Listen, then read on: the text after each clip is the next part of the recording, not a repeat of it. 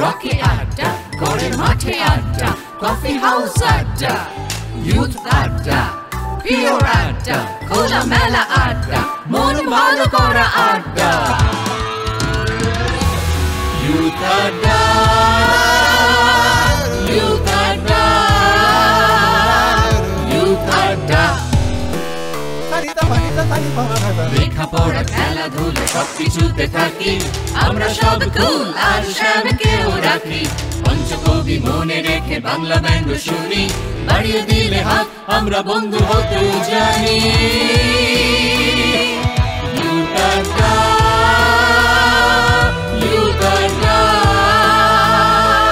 Youth আড্ডা।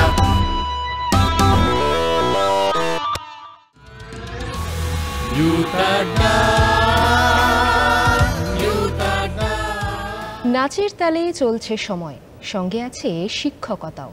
জমজমাটি সময় এমন, চলছে তেমন জীবনযাপন।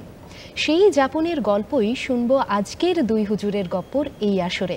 আর যাকে নিয়ে ছন্দবাঁধা সেই মানুষটি সঙ্গে রয়েছেন আজ আমার সঙ্গে, রয়েছেন বিশিষ্ট নৃত্যশিল্পী তৃণা রয়। তৃণা, তোমাকে স্বাগত জানাই আজকের এই পর্বে। থ্যাংক ইউ আমাকে ডাকার জন্য, খুব ভালো লাগছে।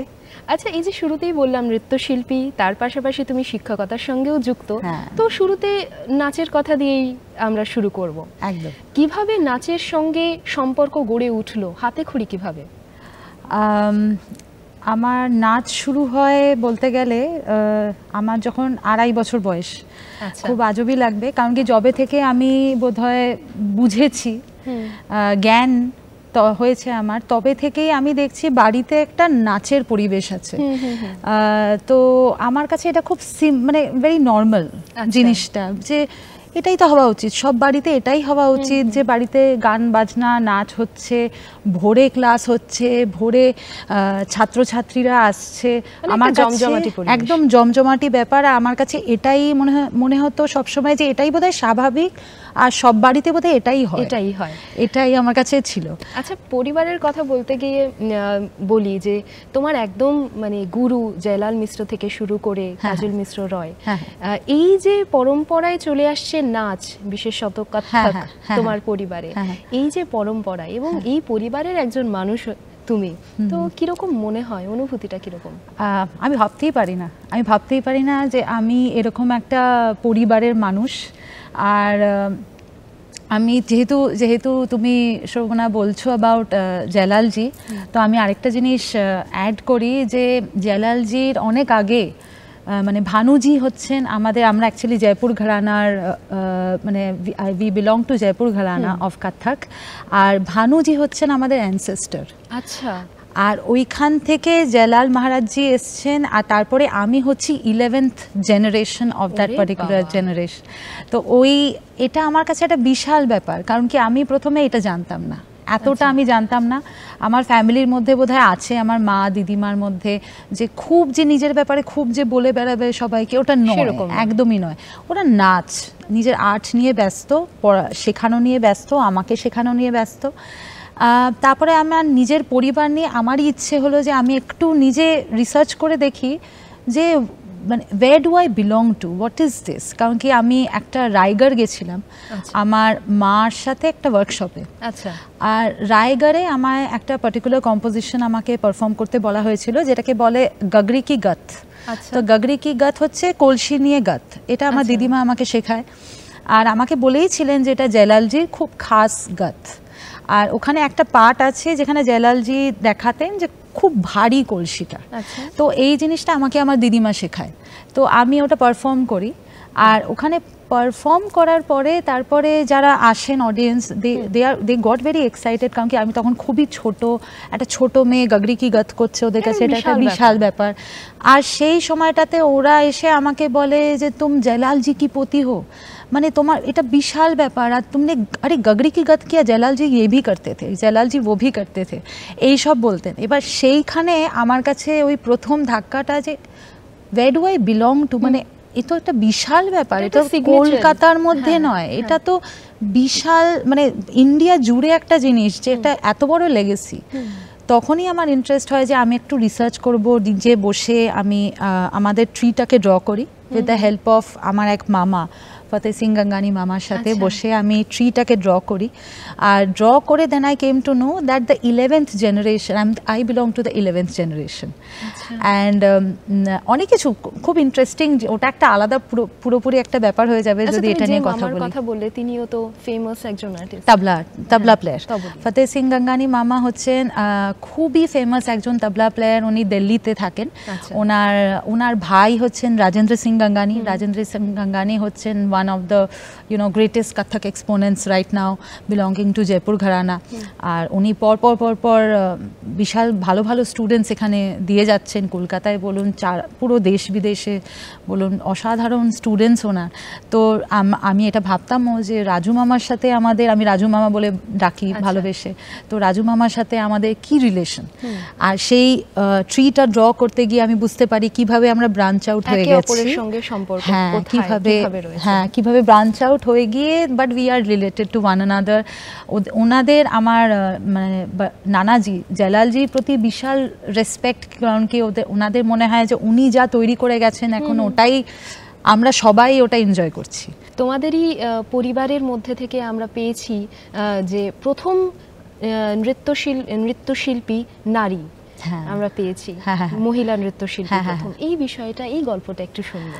হ্যাঁ, এটা খুব ইন্টারেস্টিং। যখন আমি ওই আমার মানে পেডিগ্রিটা ড্র করছিলাম তখনই আমি দেখলাম আমাদের আসলে সোসাইটিতে সবাই একটু ভাবে না যে মানে শাস্ত্রীয় নৃত্য মানে একটু ফিমেল ওরিয়েন্টেড, একটু এরকম ভাবে, কিন্তু খুব ইন্টারেস্টিংলি ইটস আ কথকে, অ্যাটলিস্ট আমি আমার ফ্যামিলির জন্য বলতে পারি that it's a male dominated dance form.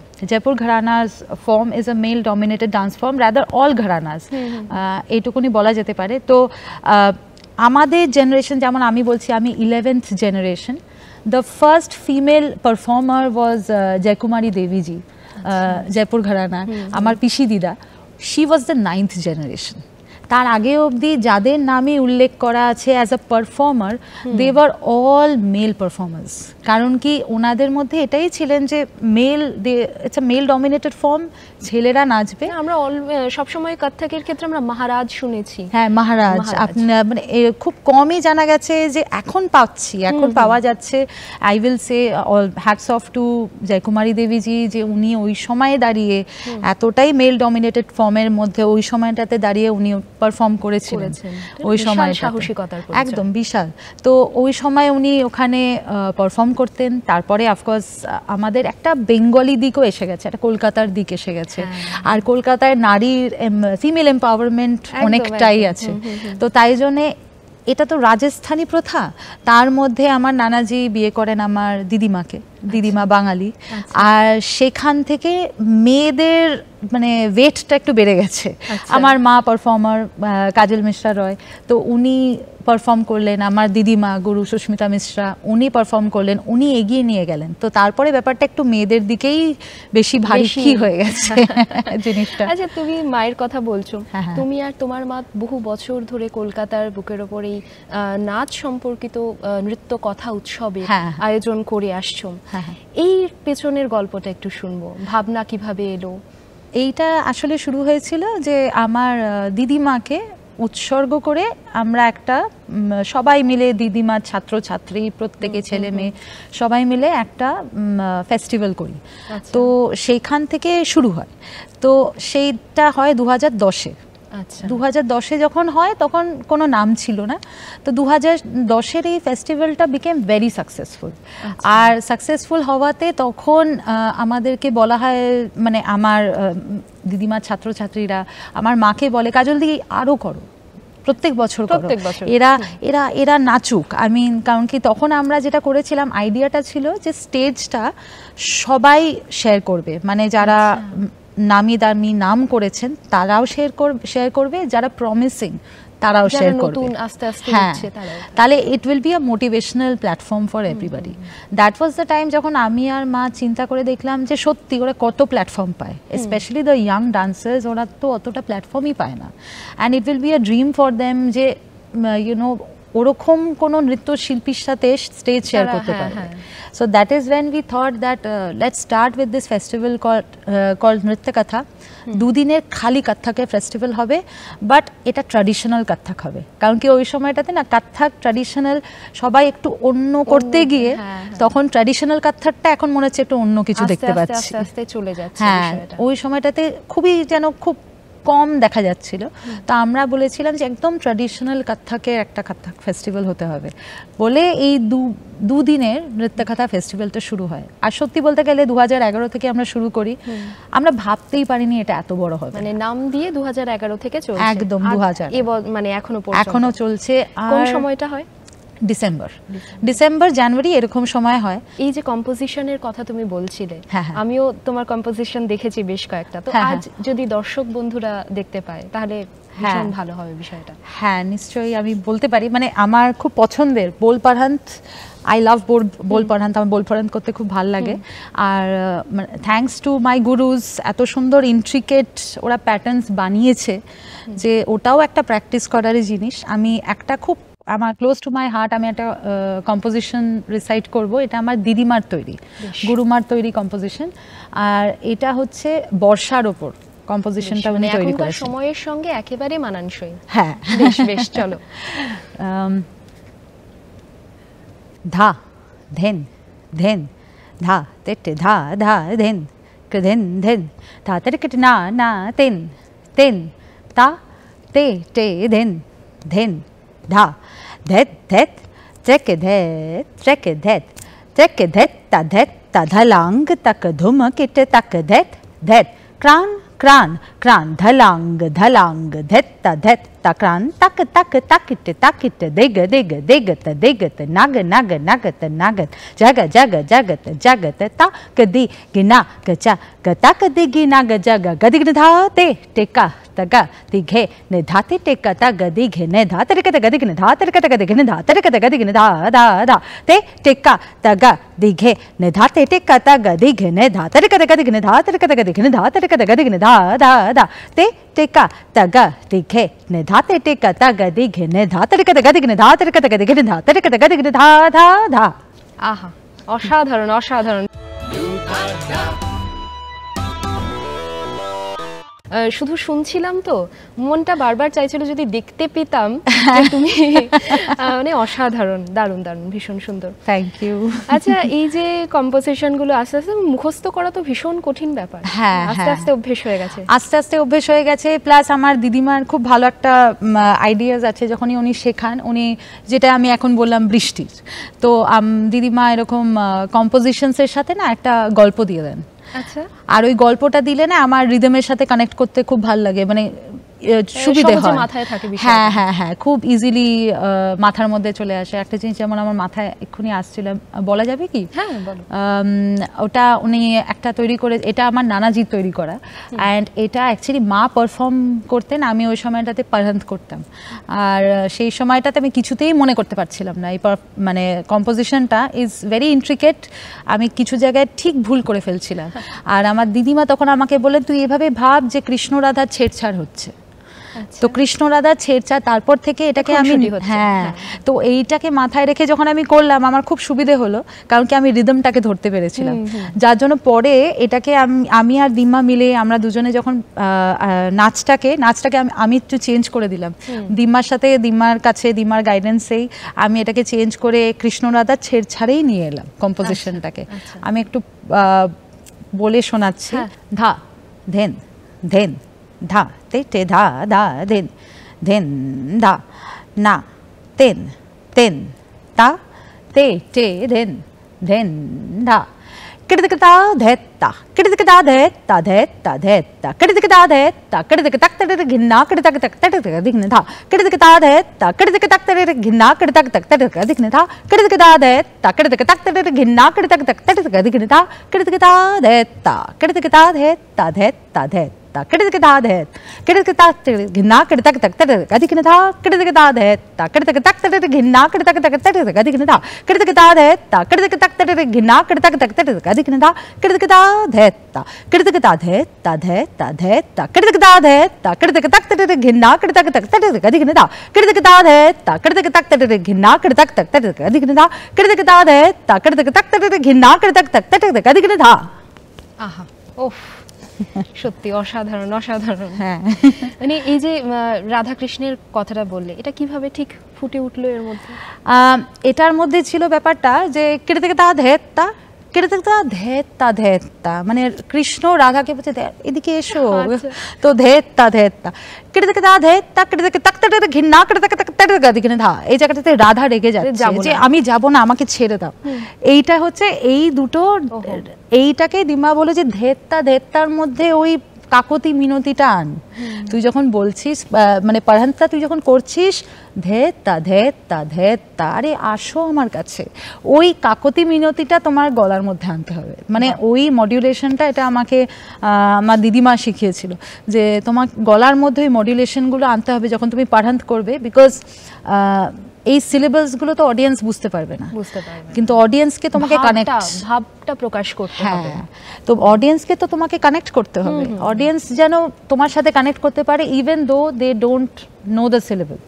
তো অডিয়েন্স এরকমই আছে অনেক সময় যে খুব লেম্যান একজন যে কত্থক কোনোদিন দেখেনি, সে বসেছে কত্থক দেখতে।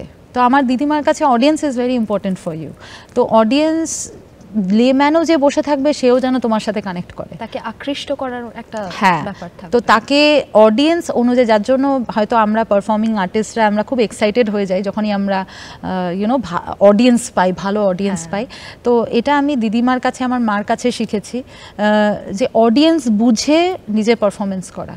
কারণ কি কিছু অডিয়েন্স আছে যারা ভালোবাসে হচ্ছে একদম দুরুম দারুম কম্পোজিশনস, ভীষণ ভালোবাসবে, দিল্লি খুব ভালোবাসে এরকম কম্পোজিশনস। তো তাদের জন্য আমি ওই কম্পোজিশনসই দেব যারা পছন্দ করবে এই কম্পোজিশনের সাথে, তার জন্য সেই অনুযায়ী তুমি পারফর্ম করো।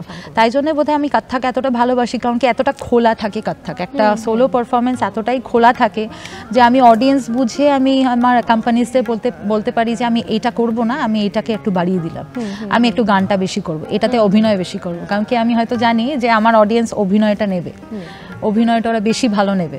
তো সেইটা আমার খুব ভালো লাগে ওরকম। আচ্ছা, এতদিন ধরে তো তুমি এই জগতের সঙ্গে যুক্ত রয়েছো, মেমোরেবল কোনো ঘটনা যেটা আজও মনে রয়ে গেছে সেরকম কিছু?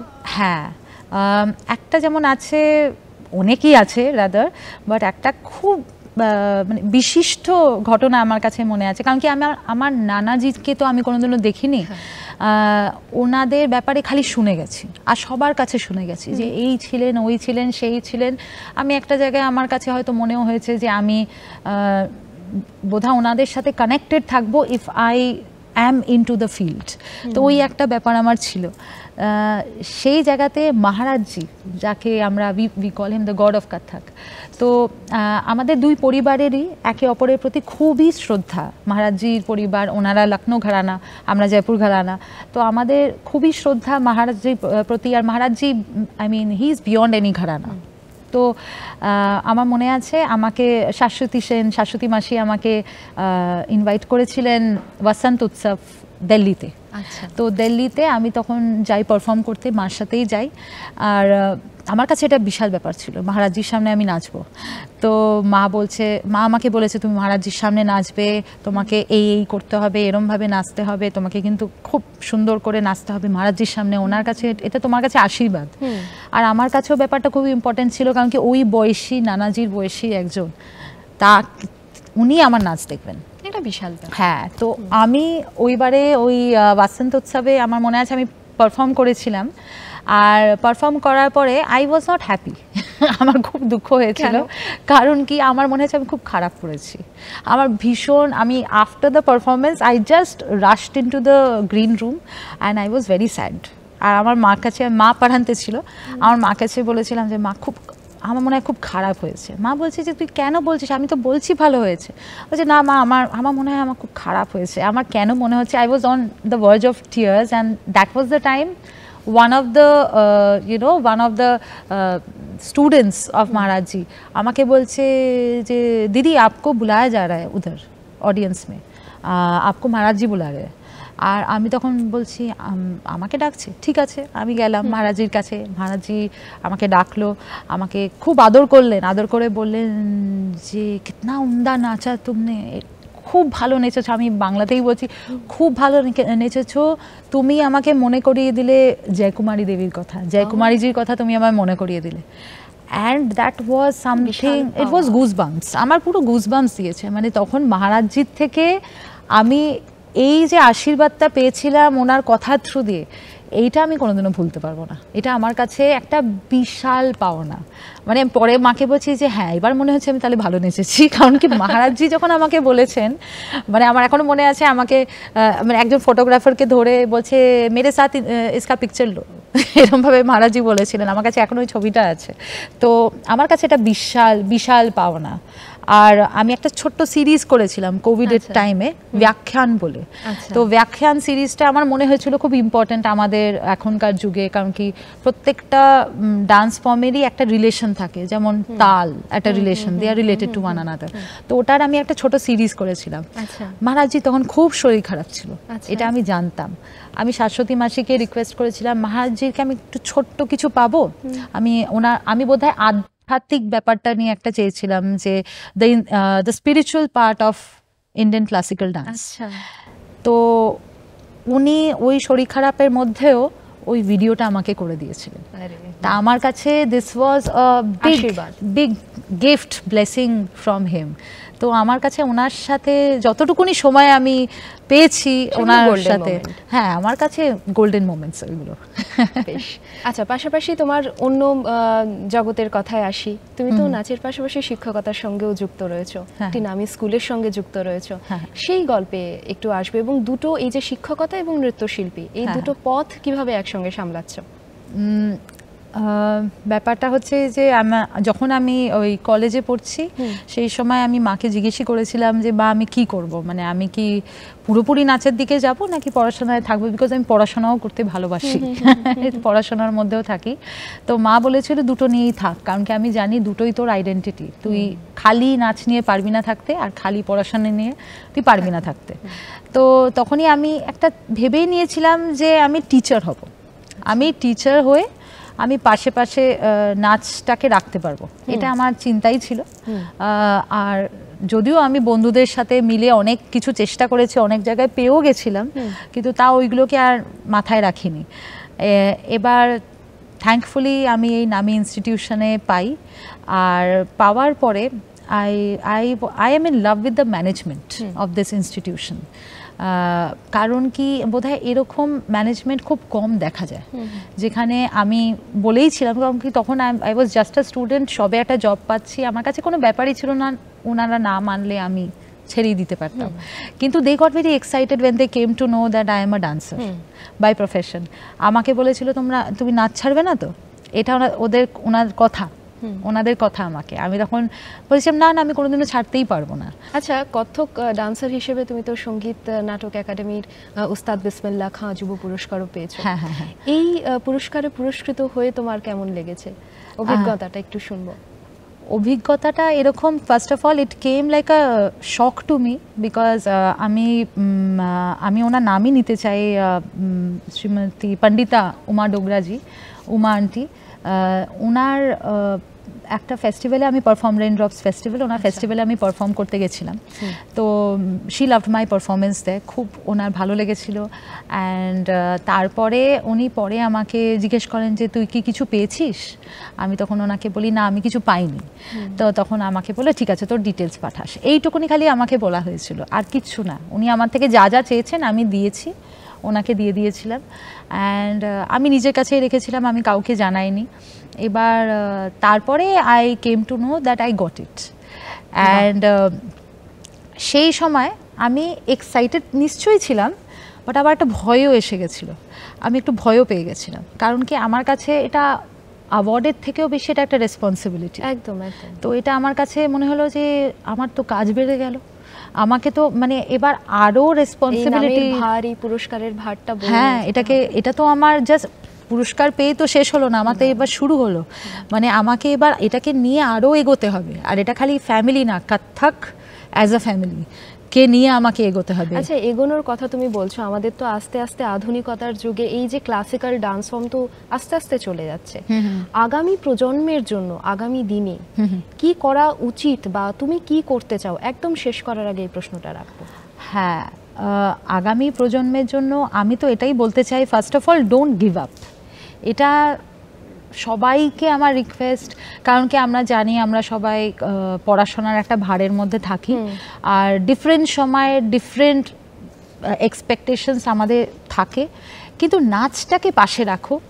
আর আরেকটা যেটা ব্যাপার হচ্ছে, Indian classical dance is our identity, be it Kathak, be it Bharatanatyam, be it Odissi, এটা আমাদের আইডেন্টিটি, এটা আমাদের রেসপন্সিবিলিটি যে এটাকে আমরা এগিয়ে নিয়ে যাব।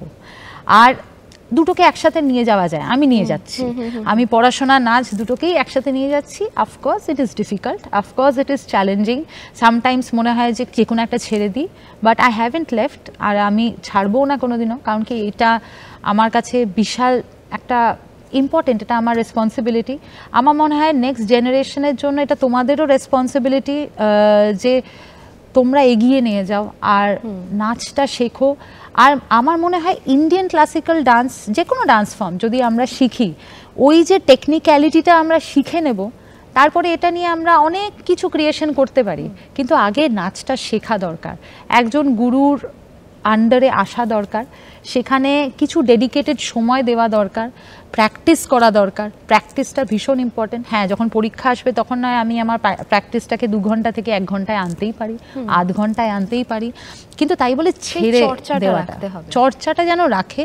আর আমি অলওয়েজ মনে করি, যেহেতু আমি অ্যাজ আ টিচার এই জেনারেশনের সাথে মিশছি, তো আমার মনে হয় দে আর ভেরি ফোকাস জেনারেশন, খুব চাচা ছোলা, ওরা জানে যে এটা যদি ওদের যদি মনে হয় এটা ইম্পর্টেন্ট, তো এটা ইম্পর্টেন্ট, এটা নিয়ে ওরা এগোবে। সেই একেবারে মানে সেই মনোবলটা রাখতে হবে, সেই জেদ, অদম্য ইচ্ছে সেটা থাকতে হবে। আর অনেকটাই না শিল্পটা মেডিটেশনের মতো, আমরা যদি সেভাবে চলতে পারি, অবশ্যই আমরা আমাদের এই যে ভারতীয় সংস্কৃতি, ভারতীয় শিল্প, সেগুলোকে এগিয়ে নিয়ে যেতে পারবো। দুর্দান্ত একটা আড্ডার আসরে আজ আমরা ছিলাম, সঙ্গে ছিল বিশিষ্ট নৃত্যশিল্পী তৃণা রয়। তোমাকে অনেক ধন্যবাদ সঙ্গে থাকার জন্য। Thank you. এবং দর্শক বন্ধুদের জানাই আজকের মতন এখানেই শেষ করছি, আবারও দেখা হবে অন্য কোনো দিন, ততক্ষণ ভালো থাকুন। শহর থেকে পালিয়ে করি ইনস্টাগ্রামে ভিড়, পায়ে পায়ে কাছে দূরে ব্লগ করি ঘুরে, লক্ষ্য ভেদ করে ফেলি স্বপ্নগুলো জুড়ে। ইউথ আড্ডা, ছুটির আড্ডা, পথে ঘাটে আড্ডা, বৈঠকি আড্ডা, ইউথ